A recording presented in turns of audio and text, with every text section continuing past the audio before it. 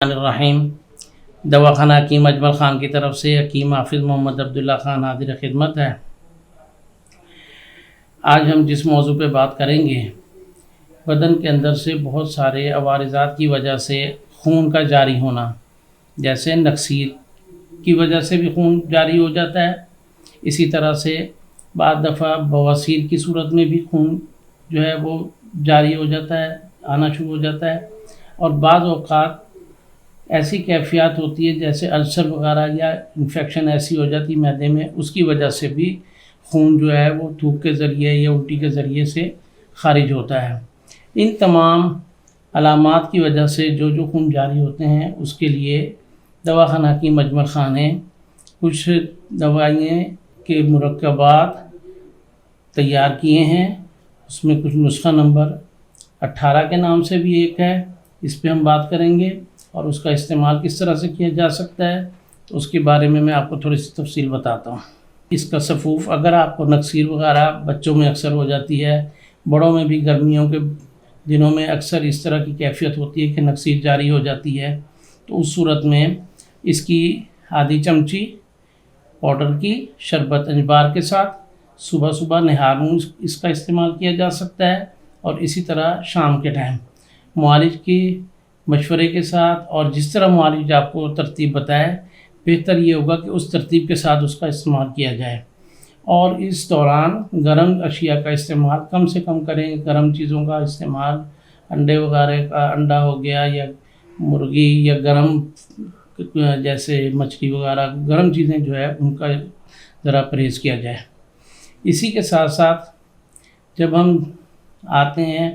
السر کی طرف یا معدے کی سوزش وغیرہ کی وجہ سے جب ہوتا ہے، تو اس کیفیات میں جب یہ اس طرح کی کیفیت ہوتی ہے تو خون وغیرہ آ رہا ہو تو معالج کے مشورے کے ساتھ اس نسخے کا بھی استعمال کیا جا سکتا ہے۔ تو اس کو مختلف ادویات کے ساتھ یا عطیات کے ساتھ بھی استعمال کریں، اور شربت انجبار لے لیں، یہ شربت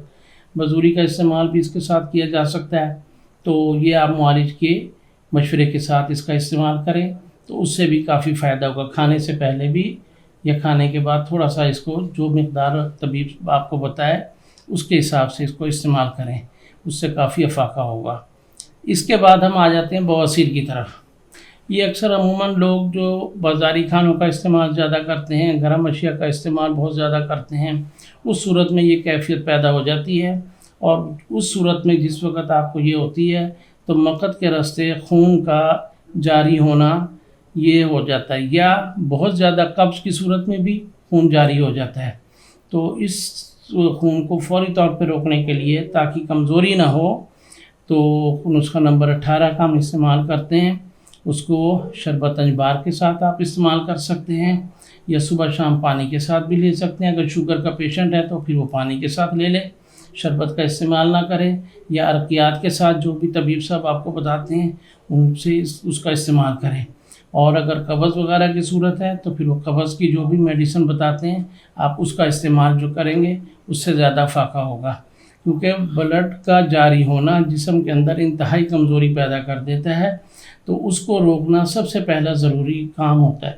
تو ان تمام عوارضات کے ساتھ ساتھ انشاءاللہ آپ کو یہ دوائیں کافی بہتر فائدہ دے گی، اور مزید آپ کو کسی بھی قسم کی اگر رہنمائی درکار ہو تو ہمارے اسکرین پہ دواخانہ اجمل خان کے نمبر جو ہے وہ چل رہے ہیں، آپ اس پہ فون کر کے تو رابطہ کر سکتے ہیں۔ انشاءاللہ ہر قسم کی رہنمائی سے آپ کو جو ہے آگاہ کیا جائے گا۔ انشاءاللہ آپ سے رابطے میں رہیں گے۔ السلام علیکم۔